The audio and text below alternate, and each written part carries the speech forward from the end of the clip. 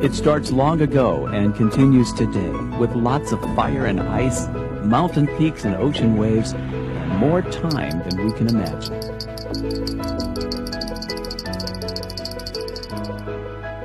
The story begins with igneous rock, like this piece of granite. Igneous means fire. This granite was created in a fiery place, perhaps long, long ago. Billions of years in the past, when Earth was new, there were no rocks. Earth was a burning hot gooey ball of melted minerals and metals called magma. Eventually, as heat drifted into space, Earth's surface cooled. A thin crust of rock formed over it, like ice over a lake in winter. This crust, made of minerals and metals cooled from red-hot magma, was igneous rock. Some of that original rock formed more than 3 billion years ago can still be found today. It is among Earth's oldest objects. If it had eyes, that rock would have seen the start of life, the making of coal and oil, the rise and fall of dinosaurs, and the world's first person. That rock would have seen it all. Igneous rock is not only some of our oldest rock, it is also some of our newest. Earth has never stopped making it. Somewhere people probably watch it form right now, at the edge of volcanoes. Lava is magma spewed out by a volcano. It hardens into igneous rock.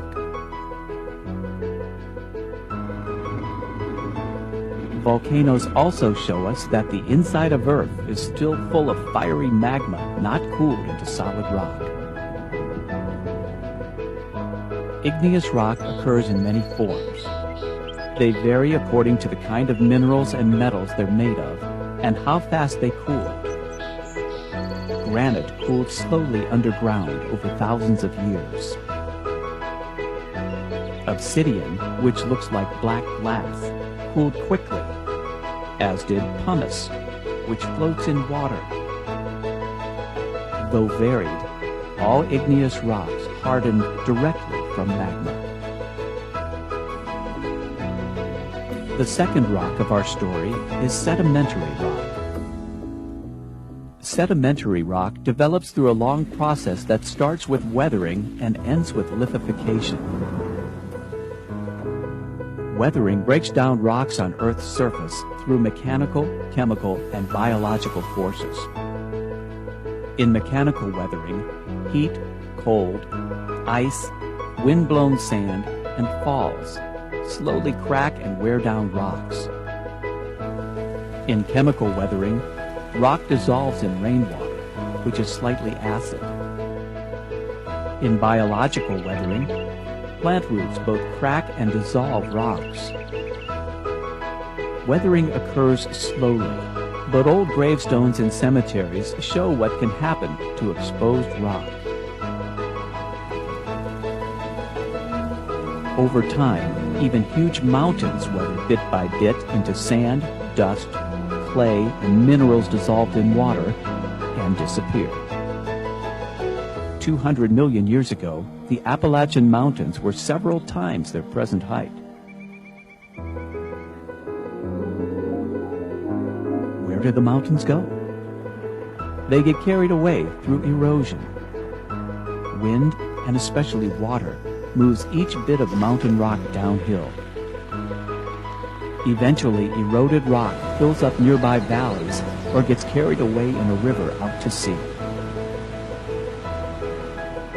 We call the moved material sediments. Wherever they settle, sediments accumulate in layers.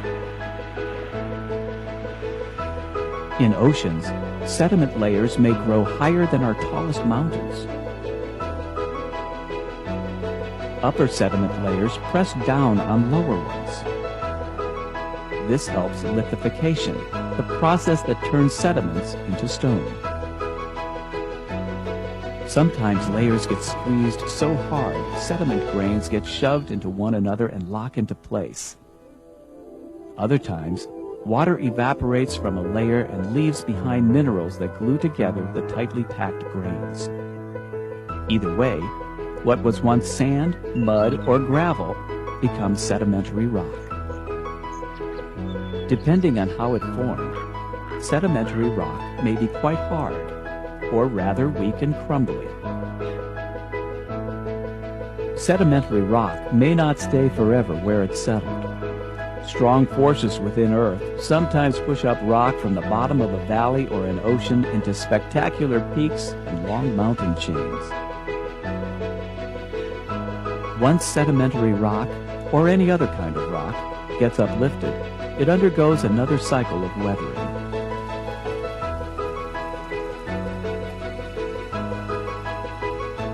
Those same strong forces that push rock up may instead push rock down. If the rock gets pushed deep enough, it melts. Some future day, the melted minerals and metals may harden underground or erupt from a volcano to form new igneous rock.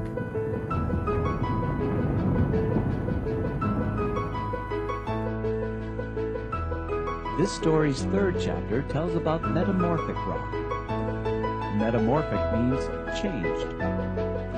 Metamorphic rock may start as igneous, sedimentary, or even another metamorphic rock, but then somewhere deep underground gets changed by heat and pressure. For example, limestone metamorphoses into marble, granite metamorphoses into gneiss. What once were flecks of black minerals are now stripes or layers of it. The heat and pressure that metamorphose rock is not enough to melt it, but still enough to cause changes. We might compare a metamorphic rock to a hard-boiled egg. This is still an egg, but it has changed a great deal.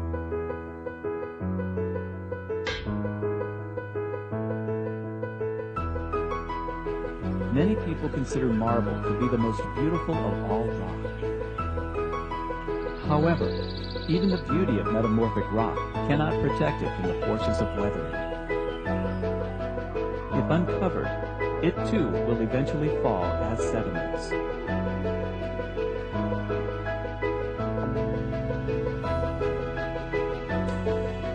So these are three rocks: igneous, sedimentary, and metamorphic. Some are as old as can be, others as new as today. In a way, they're all the same, because they all started as hardened magma. But still, each is different because rocks can change. In fact, they make a rock cycle in which they change forms, shapes, and places.